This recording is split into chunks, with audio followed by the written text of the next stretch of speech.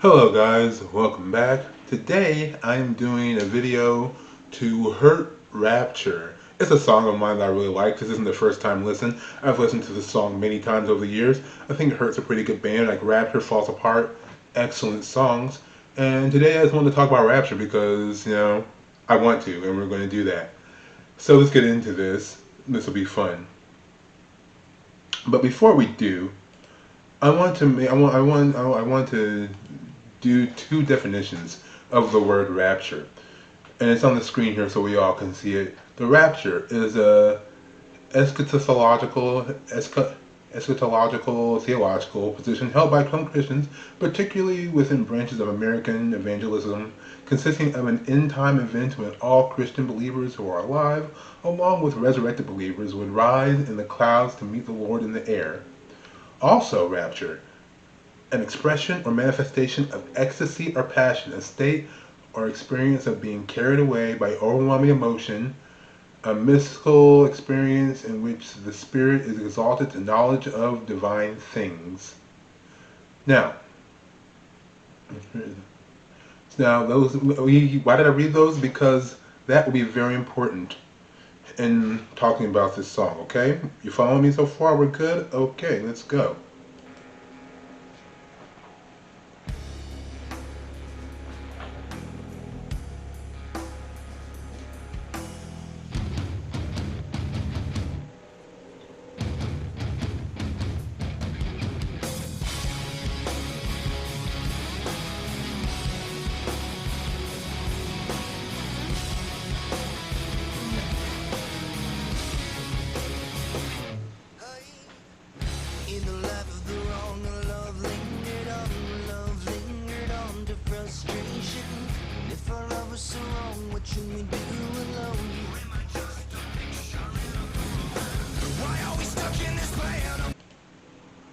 Now, what's really interesting is like the very first verse, and it's not finished yet, but we're going to get to the first part of the first verse.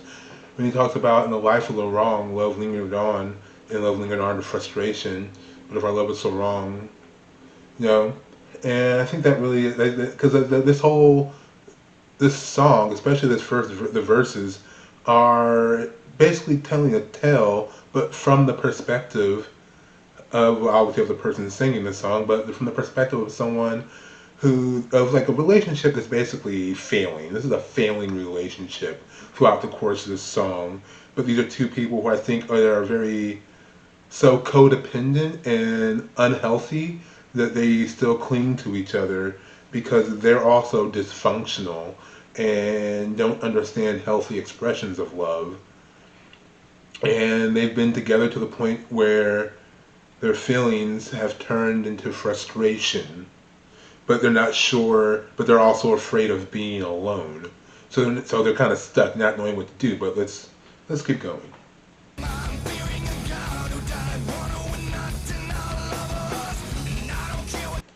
And now here's another thing. When they talk about fearing the God who died, one who would not deny lovers, kind of equating their interpersonal relationship with a relationship with God, but also expressing the fear or the feeling that God has died. And why do we fear a God who would not deny lovers? Like basically, why would we fear this God that would not acknowledge our feelings or give us some respite from this pain that we're in?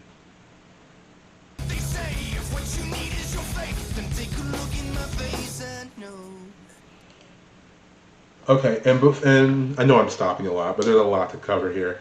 And one thing I do like appreciate tonally and functionally of this song is that the verses build and lead their way into the chorus, and the chorus is kind of an answer to the question that is the verse. So I mean, it says like, if you need your face and take a look at my face and know, and then it proceeds to kind of answer that question. And hold on, this is very important.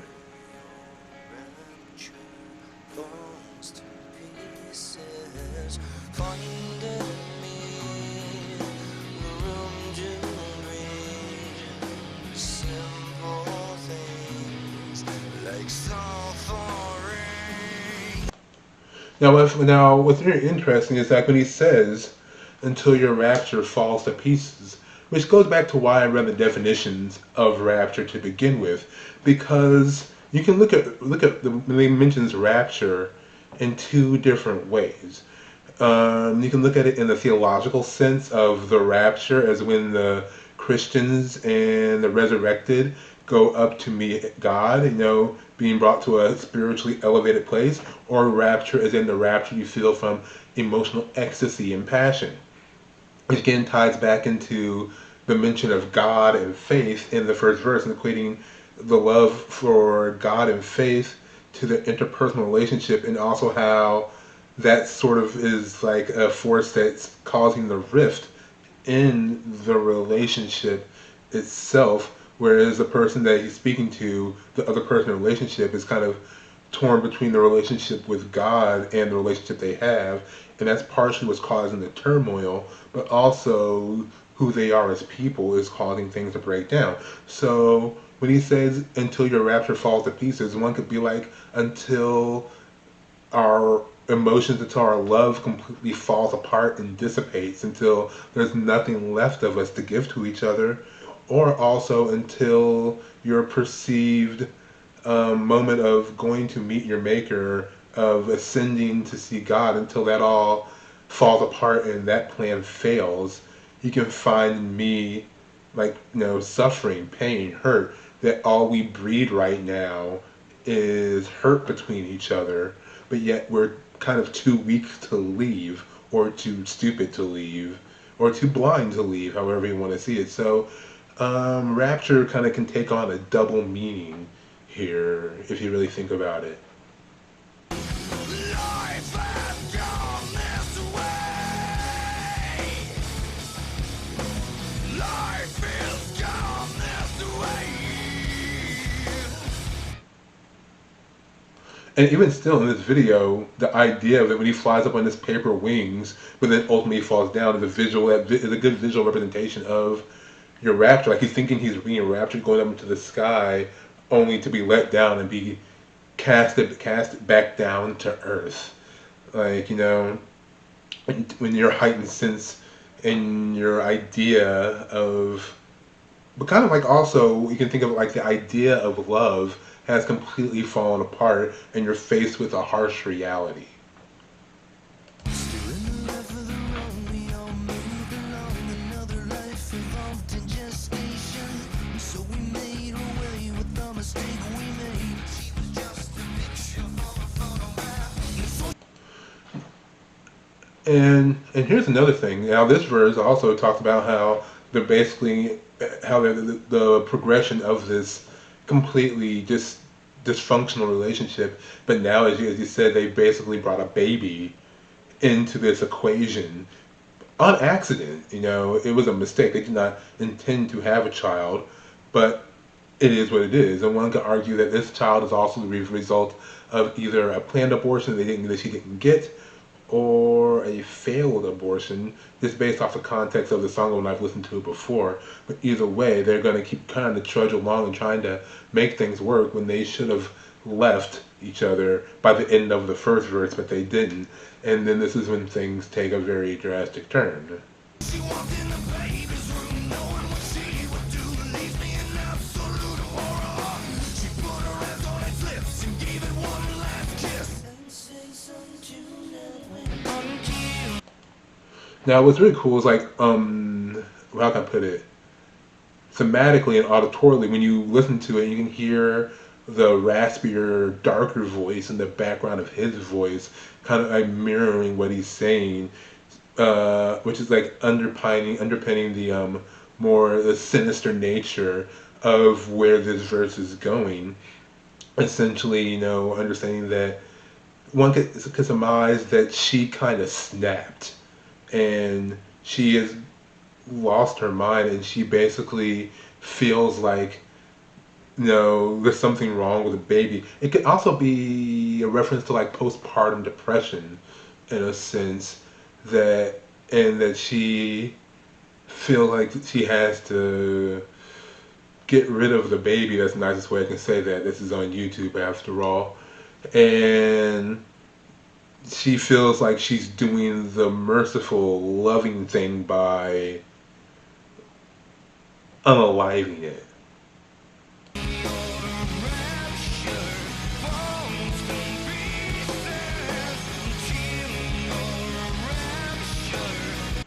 And what's really cool about this, I don't know, I don't mean to stop it again, but what's really cool is how, I mean, how the verse leads back into the chorus, but in the sense, but it also changes kind of the intent of the chorus because, like he said, she walked in the baby's room knowing what she would do, leave me in absolute horror.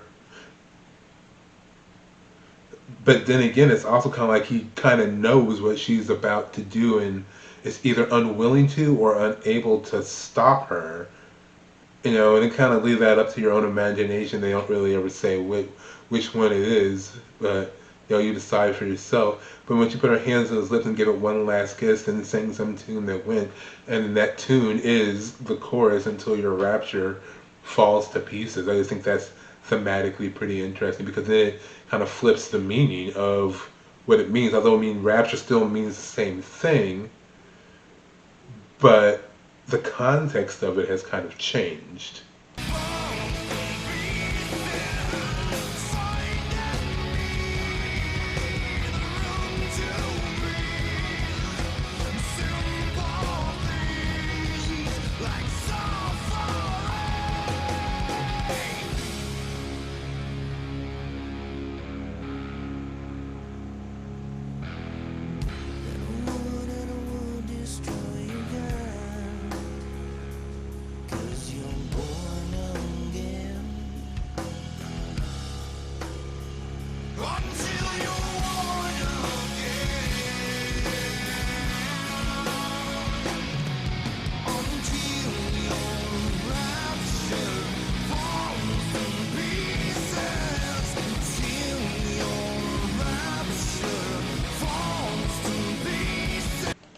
I think it's really cool though. Well, cool, I'll say that a lot. I mean, he says, "If I would destroy your God because you're born again." And it's kind of like there's a bit of scorn when speaking to God in this sense, like because I don't know if he's actually talking to God or the other person's idea of God, and that kind of plays into the verse in the part that's about to come up next, because he's not necessarily talking about God per se, but he's talking about your God, as in your version of God, your idea of God, your kind of twisted ideology of God that you have built up that allowed you to do such a terrible thing.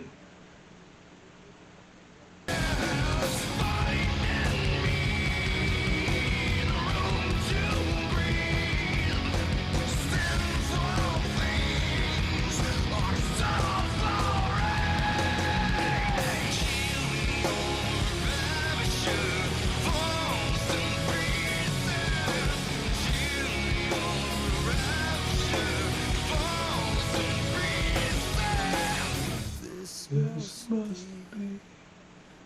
Burden with me, anything. Just don't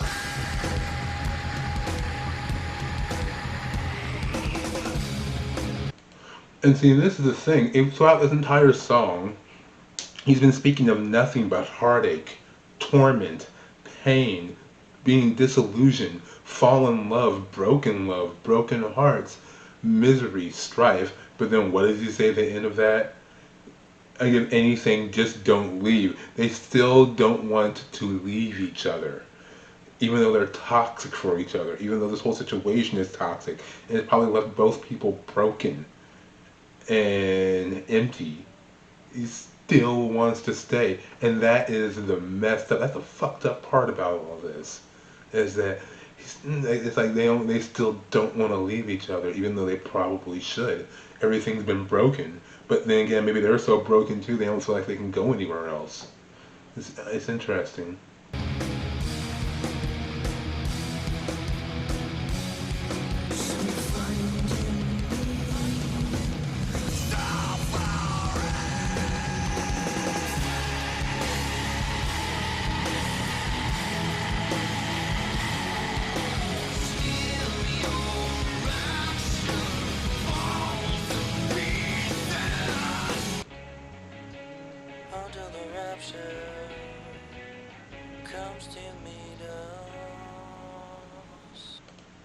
All right, and this is a little bit shorter because in the full version of the song, there is an end part where he says, she swore she heard the voice of Jesus telling her it was wrong to keep it.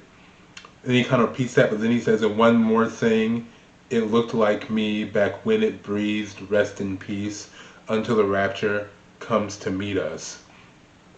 And so it references obviously that she, again, unalived the baby, YouTube, I can only say so much.